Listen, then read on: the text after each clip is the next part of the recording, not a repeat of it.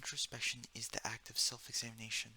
It's an essential part of living one's life to its full potential by identifying how you as an individual work. Introspection lets you discover the connection between yourself, as in your emotional reactions, and different situations in the world. It allows you to discover what your values are and what causes your emotions.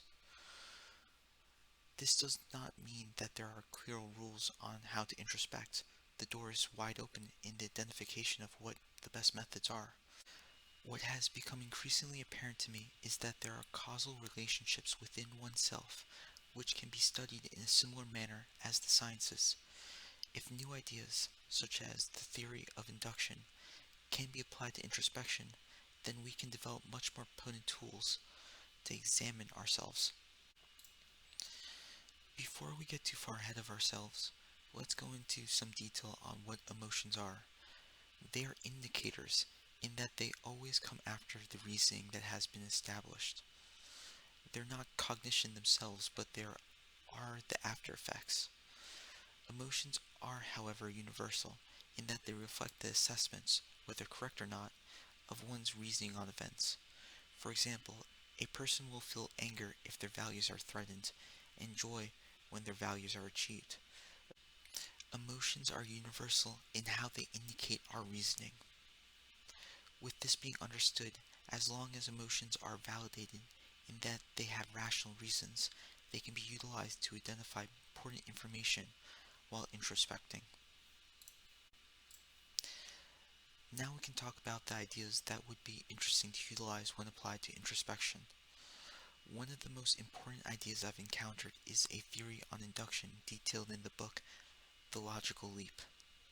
To take one quote from the book on page 6, a generalization is a proposition that ascribes a characteristic to every member of an unlimited class. However, it is positioned in space or time. In formal terms, it states, all S is P. The book describes a theory of induction, as applied to the development of science. While I can't describe it in greater detail, it does describe the incremental process of developing rational inductions in forming ever greater understandings of the world. Creating inductions involve observing facts in the world and integrating them into generalizations. Observation of these facts and taking care to make sure they do not contradict any other available information is key to properly forming inductions. People are not as familiar with induction as they are with deductive reasoning. However, without the first, the latter is impossible. All of the claims that deductive reasoning uses to come to conclusions must first be formed by induction, which highlights the importance of understanding induction. This does not apply just to scientific knowledge, but all of our knowledge. What is interesting is that this should be applicable to our introspection as well, as we ourselves experience causality in that we have emotions as a response to our assessments of the world. So, what value does applying induction to introspection give us? It allows us to identify the causal phenomenon between our assessments of the world and our emotions. Of particular importance is that it can indicate to us what specifically are the values that make us happy. Take, for example, someone who identifies that they like writing. What they have done is made an induction of their values. With this information, they can make further inductions on what the specific nature of what their value is, further clarifying what they enjoy and what they do not. In the same way, induction can be used to identify rules of the universe, increasingly becoming more sophisticated as time goes on. The same can be done with what we value. The explicit introduction of the theory of induction as applied to introspection could give us the possibility of dramatically easing the identification of one's values.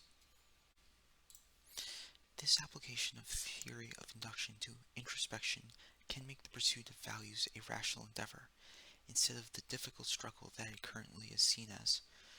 With values being identified clearly within oneself, through the same process that has been proven to be the source of all other knowledge, we could achieve values that would make us happy with unprecedented ease. This could be a systematic way of understanding of of ourselves that surpasses much of what is currently available. I thoroughly recommend the book, The Logical Leap, and think it could be considered an excellent place to start with developing new tools for introspection.